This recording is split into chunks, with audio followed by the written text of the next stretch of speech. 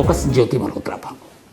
उसकी वजह भी है, ज्योति मल्होत्रा एक यूट्यूबर, करीब 4.25 लाख के करीब सब्सक्राइबर, इंस्टाग्राम पे करीब 1.5 लाख के आसपास फॉलोअर्स, और एक ब्लॉगर, ट्रैवल ब्लॉगर।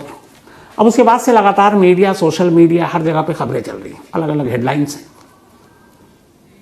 मीडिया में जो खबरें चल रही है उसके हिसाब से वो सारी चीज़ें जो सीक्रेट थी उसका खुलासा हो चुका है। मीडिया ने ये दिखाया कि ज्योति की एक डायरी भी दिखाई है जिसमें वो पाकिस्तान के बारे में बात कर रही है, लव यू, और किसी शादी की भी बात कर रही है। फिर कुछ खबरें चली कि उसने पाकिस्तान में शादी भी कर ली। कुछ लोग तो ये भी कह रहे थे कि वो प्रेग्नेंट भी है। फिर पाकिस्तानी उच्चायोग, पाकिस्तानी जासूस के साथ रिश्ते, बहुत सारी बातें चल रही हैं, आप सभी पब्लिक डोमेन में सुन रहे हैं। आज शाम को हिसार के एसपी शशांक कुमार ने एक प्रेस रिलीज जारी की है। ये वही प्रेस रिलीज है, 2 पन्नों की ये प्रेस रिलीज है जो हरियाणा पुलिस या हिसार पुलिस और हिसार के जो कप्तान हैं, पुलिस अधीक्षक हिसार शशांक कुमार की तरफ से जारी की गई। हूबहू पहले आपको ये प्रेस रिलीज पढ़ा देता हूं, इसके बाद आगे की कहानी आगे। 21/5/2025 यानी आज की तारीख, 16 मई को हिसार पुलिस ने ज्योति मल्होत्रा पुत्री हरीश मल्होत्रा वासी हिसार को 152 BNS और सरकारी गोपनीय अधिनियम के तहत गिरफ्तार किया था। कुछ भारी भरकम शब्द, उसको आसान भी कर देता हूं। ज्योति मल्होत्रा कुछ PIOs यानी पाकिस्तानी इंटेलिजेंस ऑपरेटिव के संपर्क में थी और कुछ सूचनाओं का आदान प्रदान किया गया था। 18 मई के प्रेस कॉन्फ्रेंस के बाद यह पहला प्रेस नोट है। जो FIR में दर्ज था वो इल्जाम बता दिया कि PIOs के साथ संपर्क में थी, सूचना आदान प्रदान करने की शिकायत थी। पुलिस ने आरोपी से 3 मोबाइल फोन, 1 लैपटॉप और कुछ अन्य इलेक्ट्रॉनिक उपकरण कब्जे में लिए। यानी ज्योति मल्होत्रा के 3 मोबाइल फोन, 1 लैपटॉप और कुछ और इलेक्ट्रॉनिक डिवाइस। इसके साथ ही कुरुक्षेत्र के रहने वाले हरकीरत को भी पूछताछ के लिए बुलाया गया। हरकीरत वही हैं जो बैसाखी के मौके पर पाकिस्तान जत्था भेजते हैं श्रद्धालुओं का। हरकीरत वीजा सेवा उपलब्ध कराता है। पुलिस ने हरकीरत से 2 मोबाइल फोन कब्जे में लिए। हरकीरत को फिलहाल गिरफ्तार नहीं किया गया। ज्योति और हरकीरत से बरामद मोबाइल फोन, लैपटॉप और इलेक्ट्रॉनिक उपकरणों को जांच के लिए फॉरेंसिक लैब भेजा गया, जहां जांच जारी यानी इन्वेस्टिगेशन जारी है। अभी तक जांच का परिणाम हिसार पुलिस को सौंपा नहीं गया है। यानी जो लैब में मोबाइल फोन, लैपटॉप, सारी चीजें भेजी गई हैं उसकी रिपोर्ट हिसार पुलिस को अभी मिली ही नहीं है। आरोपी ज्योति 5 दिन से पुलिस रिमांड पर है। हिसार पुलिस इस मामले की गहनता से जांच कर रही है। प्रोटोकॉल के तहत कुछ केंद्रीय जांच संस्थाओं ने भी आरोपी ज्योति से पूछताछ की है। यह देखा जा रहा है कि जांच के दौरान प्रिंट, इलेक्ट्रॉनिक और सोशल मीडिया पर बहुत सी तथ्यहीन यानी गलत खबरें चल रही हैं। तथ्यहीन खबरें न सिर्फ जांच को प्रभावित करती हैं बल्कि ऐसे मामलों में सीधे तौर पर राष्ट्रीय सुरक्षा को भी प्रभावित करती हैं। प्रिंट, इलेक्ट्रॉनिक्स और सोशल मीडिया पर फैली कुछ अफवाहों का खंडन करते हुए यह स्पष्ट यानी साफ किया जाता है। अब यहां पर 7 पॉइंट इस प्रेस रिलीज में हिसार पुलिस ने भेजा है, अपने बयान में जारी किया। एक पॉइंट और फिर वो क्यों लिखा वो भी बताता हूं। पहला, पूरे मामले में जांच हिसार पुलिस कर रही है और आरोपी यानी ज्योति मल्होत्रा हिसार पुलिस की ही हिरासत में है। कुछ केंद्रीय जांच संस्थाएं आरोपी से वक्त वक्त पर या समय समय पर पूछताछ कर रही हैं, पर इनमें से किसी भी संस्था को आरोपी की हिरासत नहीं सौंपी गई है। ये पहला यह है कि पूरी पूछताछ हिसार पुलिस कर रही है। सेंट्रल एजेंसियां ने भी कुछ पूछताछ की, लेकिन ज्योति मल्होत्रा की हिरासत, कस्टडी किसी भी सेंट्रल एजेंसियां अगर हम बात करें तो NIA ही मेन आता है जो मीडिया में चल रहा है। तो हिसार पुलिस ने इस बात को गलत बताया, खंडन किया है कि ज्योति मल्होत्रा की कस्टडी या उसे चंडीगढ़ ले जाया गया, वहां पूछताछ हुई है, NIA पूछताछ कर रही है या फिर IB पूछताछ कर रही है। ये सब खबर गलत है। हिसार पुलिस के ही कब्जे में है। 5 दिन की पुलिस हिरासत मिली थी।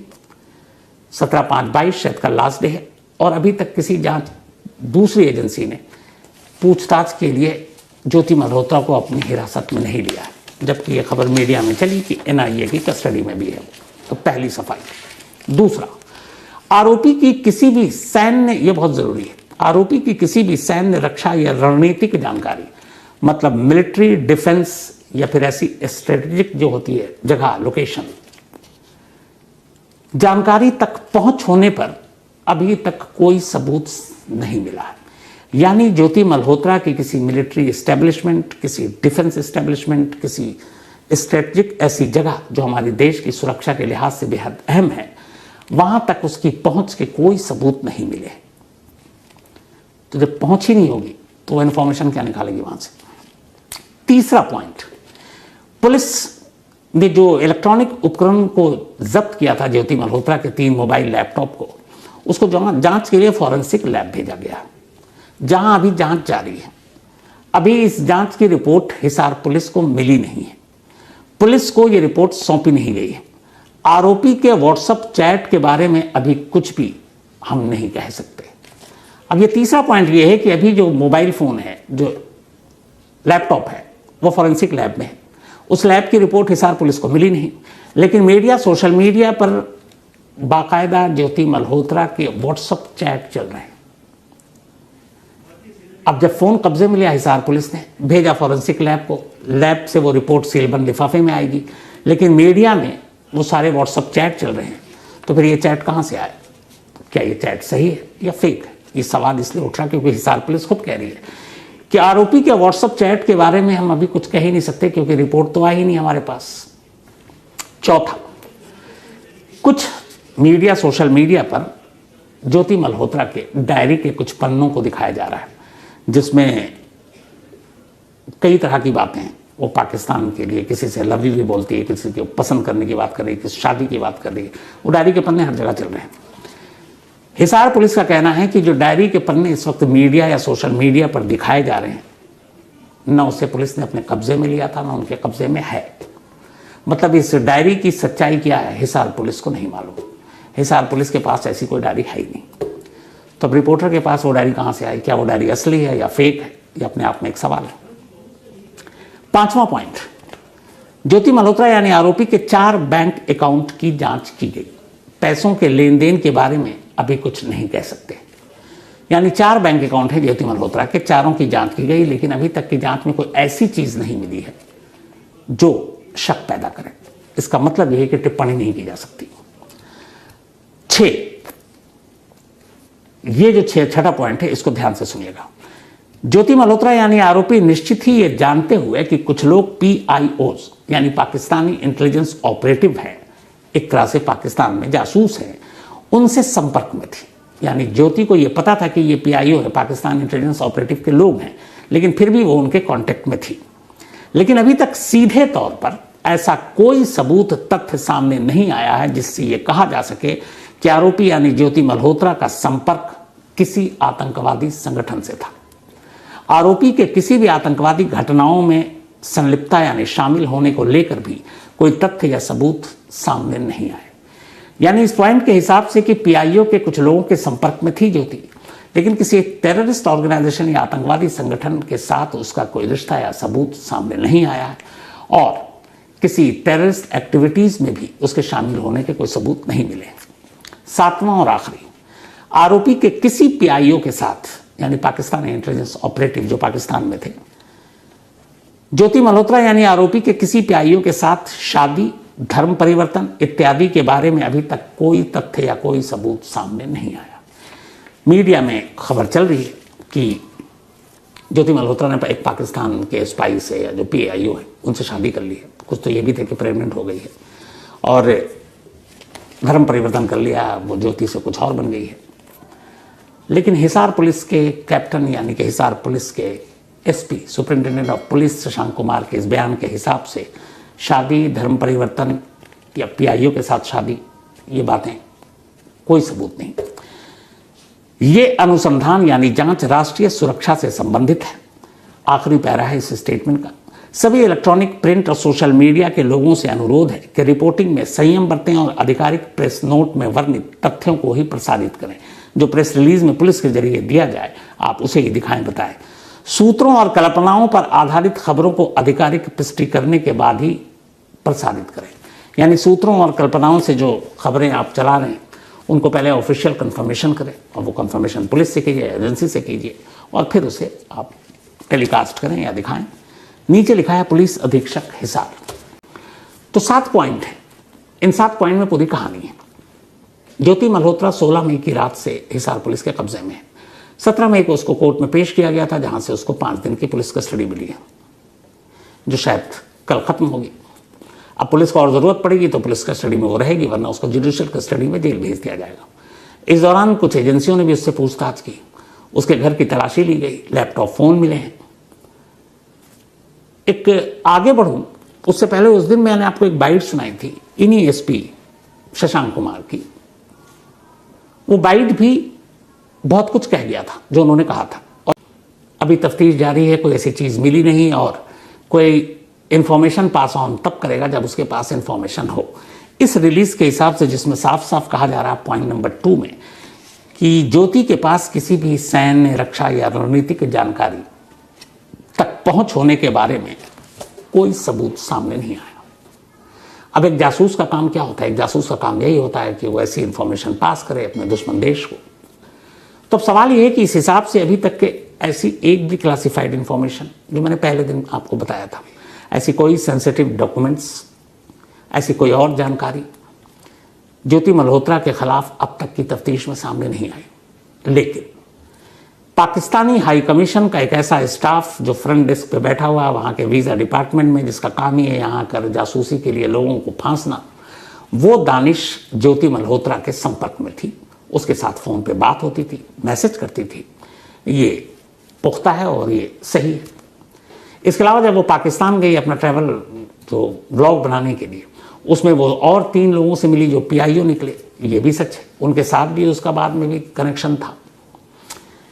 तो इस कहानी के 2 पहलू, एक जो पाकिस्तानी शायद जासूस है उनके साथ रिश्ता है, दूसरा ये कि क्या ज्योति गद्दार या जासूस है। तो 16, 17, 18, 19, 20, 21 इतने दिन हो गए हिसार पुलिस के कब्जे में ज्योति मल्होत्रा को। अब तक पुलिस खुद ही स्टेटमेंट जारी कर बहुत कुछ बता सकती थी, और अब तक सेंट्रल एजेंसी जैसे NIA की कस्टडी में होना चाहिए था ज्योति को, क्योंकि ये देश से जुड़ा हुआ मामला था, जासूसी से जुड़ा हुआ मामला था, वो भी पाकिस्तान से तार जुड़ रहे थे। लेकिन ज्योति अब भी हिसार पुलिस की ही कस्टडी में है। जो लोग कानून समझते हैं या इस तरह के केसेस को समझते हैं, जितने एक्सपर्ट्स, वो इससे अंदाज़ा लगा लेंगे कि अगर 5 दिन से ही वो सिर्फ हिसार पुलिस की कस्टडी में है और किसी सेंट्रल एजेंसी ने उसकी कस्टडी लेने की कोशिश नहीं की अभी तक, तो फिर केस क्या है? ये इशारा होता है समझने के लिए। लेकिन जिससे मैं भी जुड़ा हूँ, मीडिया, हम ऐसी खबरें जिसमें लोगों का इंटरेस्ट होता है, हर रिपोर्टर अपने अपने एंगल, अपने अपने दिमाग से, अपने अपने तरीके से उन खबरों को पेश करता है। फिर हम एक राय कायम करते हैं, फिर एक राय बनाते हैं, और उस राय बनाने के बाद उस राय से आप सब भी सहमत हो जाते हैं, और फिर बाद में जब वो राय जो आपने बना लिया, जो हमने बना लिया, वो गलत साबित होता है, तो फिर हमें गुस्सा आता है और हमें लगता है कि नहीं, पुलिस बिक गई है, CBI बिक गई है, सब गलत है, सब बिके हुए, मीडिया भी बिका हुआ है। कोलकाता आरजीकर के केस को याद कीजिए, राय वही बनाई थी हम लोगों ने, गैंग रेप है और 1 से ज़्यादा लोग हैं, पर CBI नहीं कहा नहीं, एक ही है और रेप, गैंग रेप नहीं है। शुरू से ही मीडिया में जो खबरें चलती हैं वो असल में लोगों के दिमाग तक जाती हैं, और फिर हमें लगता है वही सच्चाई है। लेकिन जब असली सच्चाई सामने आती है तो फिर हम ठगा हुआ महसूस करते हैं। हमें लगता है कि नहीं यार, इतने दिन तक तो गैंग रेप चिल्ला रहे थे, अब अचानक रेप कर रहे हो, इसका मतलब है CBI भी बिक गई, तुम भी बिक गए। बड़ा आसान होता है ये कहना। असल में जब तक फैक्ट्स, तथ्य, बाकी चीज़ें जो जितनी हैं, और आज का तो दौर ऐसा है कि जैसे आप यकीन मानिएगा, जब ये प्रेस रिलीज आई हिसार के SP की तरफ से, तो इतनी सारी खबरें आ चुकी हैं कि अब पुलिस की तरफ से जारी प्रेस रिलीज को भी लेकर डाउट होता है कि क्या पता ये भी किसी ने भेज दिया हो, कि फर्जी हो। तो इसको आप तक पहुंचाने से पहले हिसार के अपने रिपोर्टर से बात की, रिपोर्टर के बाद वहाँ के पुलिस हेडक्वार्टर से बात हुई, और फिर पता किया कि क्या वहाँ के SP ने ऐसी कोई स्टेटमेंट आज जारी किया, प्रेस रिलीज। फिर आया कि हाँ, इतने बजकर इतने मिनट पर आज ये प्रेस नोट जारी किया गया, खासतौर पर मीडिया, इलेक्ट्रॉनिक मीडिया के लिए। तब जाकर अब सोचे कि पुलिस के प्रेस रिलीज पर भी अब डाउट हो रहा, शक हो रहा। शक होना चाहिए, क्योंकि आज के इस दौर में, फेक न्यूज़ के दौर में, कब कहाँ से सोर्स जो इन्फॉर्मेशन है न्यूज़ की, कब कहाँ से कैसे आ जाए कुछ पता नहीं। अब जैसे इसी नोट के जरिए ये लग रहा है कि अब पता नहीं वो जो डायरी चल रही है, डायरी के पन्ने अलग अलग, वो कितना सही है कितना गलत है। जो व्हाट्सअप चैट चल रहे हैं, अगर हिसार पुलिस के हिसाब से उसकी तो अभी रिपोर्ट ही नहीं आई है, फॉरेंसिक लैब में पड़ा हुआ है, और उनको सीलबंद लिफाफे में देना, अगर वो नहीं देंगे फॉरेंसिक लैब वाले तो उनके खिलाफ एक्शन हो जाएगा। तो वहाँ से लीक भी नहीं कर सकते वो। तो जब वो रिपोर्ट नहीं है तो फिर व्हाट्सअप चैट मीडिया तक कैसे है? तो यहीं से ये भी सवाल है, क्या व्हाट्सअप चैट वो सही में जेन्युइन है या नहीं है? तो आजकल मैं खुद कहता हूँ, आपसे बाकी छोड़िए, मैं भी अगर कुछ कहता हूं तो उसको जरूर क्रॉस चेक कीजिए, क्योंकि हो सकता है मैं भी किसी चीज़ का शिकार हो गया हूँ, गलत इन्फॉर्मेशन मिली और मैंने आंख बंद करके भरोसा किया और आप तक पहुँचा दिया और कल मैं गलत हो गया। और अगर 2-4 बार ऐसे ही मैं गलत हो गया तो फिर आप मुझे सुनेंगे क्यों? बिल्कुल नहीं सुनेंगे। लेकिन हाँ, इसके साथ एक और भी चीज़ है कि जब कोई स्टोरी आती है तो उसके फैक्ट्स और बाकी चीज़ों के साथ शुरुआत में ही जैसे थोड़ा सा एहसास हो जाता है कि यह है क्या। जैसे वो एक जॉली एलएलबी फिल्म का एक डायलॉग मुझे हमेशा याद रहता है, जो अपने जज साहब कहते हैं कि जब उनके कोर्ट में कोई मुकदमा आता है तो उन्हें 1-2 सुनवाई में इस बात का एहसास हो जाता है कि सामने वाला मुजरिम है या बेकसूर है, लेकिन वो एक कागज़ का इंतज़ार करते रहते हैं, एक ऐसा सबूत जिससे वो अपना फैसला सुना सकें, और वो उस एक कागज़ के इंतज़ार में कागज़ों का अंबार जमा होता जाता है और फिर वो फैसला सुनाते हैं, जबकि पहले दिन से ही वो जानते हैं कि ये केस क्या है। सेम ऐसे ही होता है कि बहुत सारे ऐसे केस होते हैं जिससे हम लोगों को शुरुआत में ही कुछ ऐसे फैक्ट्स, कुछ पुलिस वाले जो इंट्रोगेशन कर रहे हैं, थोड़ा सा अंदाज़ा हो जाता है, या कुछ ऐसी चीज़ें होती हैं जिससे अंदाज़ा हो जाता है। जैसे एक बेसिक चीज़ है कि अगर एक खूंखार टेररिस्ट है और उसके देश के अलग अलग हिस्सों में कई आतंकवादी वारदात किए हैं, तो मान के चलिए कि वो ज़्यादा दिन तक लोकल पुलिस के कब्जे में नहीं रहेगा, फिर उसको सेंट्रल एजेंसी लगेगी, सेंट्रल एजेंसी को केस सौंप दिया जाएगा। उसी तरह अगर कोई स्पाई है, जासूस है और ख़तरनाक है, वो भी नहीं होगा। तो ये छोटे छोटे इशारे भी दे देते हैं उस केस के बारे में। तो इसीलिए आज के दौर में खबरों का जो ये विस्तार है, जिस तरीके से न्यूज़ आ रही है, और सोशल मीडिया के इस दौर में कौन सही है कौन गलत है, इसको पकड़ना और समझना बड़ा मुश्किल हो गया है। और मेरी यही कोशिश होती है कि हर तरह से जब टटोल लें तब आप तक पहुँचाए। तो ये कहानी जो थी मल्होत्रा के केस के इन्वेस्टिगेशन की, जो अभी तक की रिपोर्ट है आपके सामने।